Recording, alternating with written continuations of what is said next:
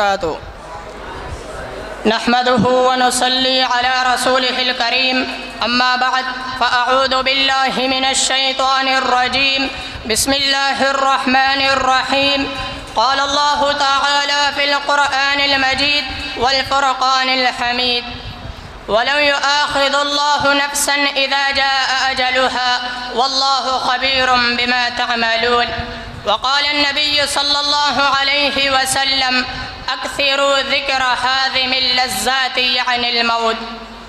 میرے محترم و مکرم سر وقف سر بلند اساتذہ کرام اور عزیز طلباء ساتھیوں، آج میں آپ کے سامنے جس عنوان پر گفتگو کرنا چاہتا ہوں وہ ہے موت کی سختیاں۔ اللہ رب کریم سے دعا ہے کہ وہ رب العالمین مجھے حق سچ بیان کرنے اور پھر ہم سب کو اس پر عمل کرنے کی توفیق عطا فرمائے، آمین۔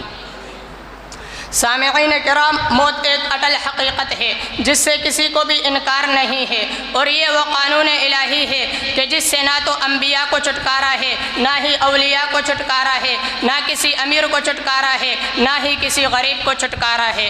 الغرض کسی کو بھی اس سے چھٹکارا نہیں ہے۔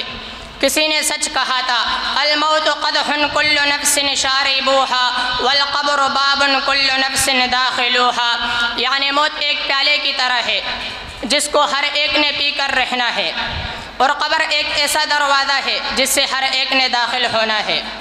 سامعین کرام، موت اور موت کے بعد آنے والے تمام مراحل کٹھن اور انتہائی خوفناک ہے۔ جس کا آغاز موت سے ہوتا ہے اور اس کی منزل قبر ہے۔ جی ہاں، قبر ایک تنگ و تاریک کوٹری ہے کہ جہاں نہ کوئی دوست کام آئے گا اور نہ ہی کوئی رشتہ دار کام آئے گا۔ کسی نے کیا خوب کہا ہے، کہا احباب نے ہر دفن کے وقت، کہا احباب نے ہر دفن کے وقت، اب ہم وہاں کا کیا حال جانے۔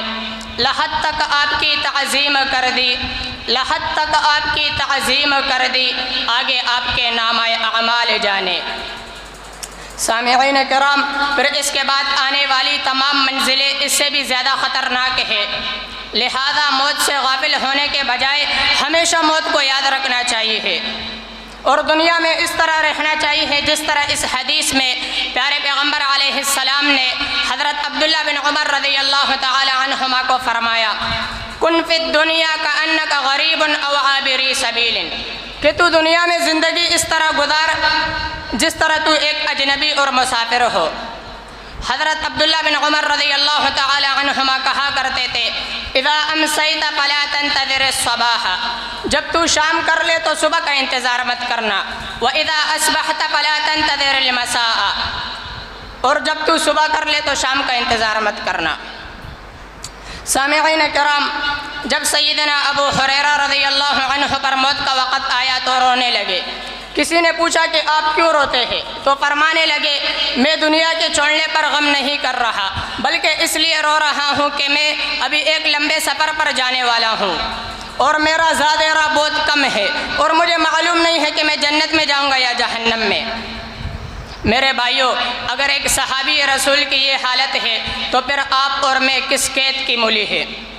اللہ تعالیٰ کا فرمان ہے، وجاءت سکرۃ الموت بالحق، موت کی سختی حق کے ساتھ آ چکی ہے۔ اللہ تعالیٰ سے دعا ہے کہ وہ باری تعالیٰ ہمیں موت کی سختیوں سے بچائے اور ہر وقت موت کی تیاری کرنے کی توفیق عطا فرمائے، آمین۔ وآخر الدعوانا ان الحمد للہ رب العالمین۔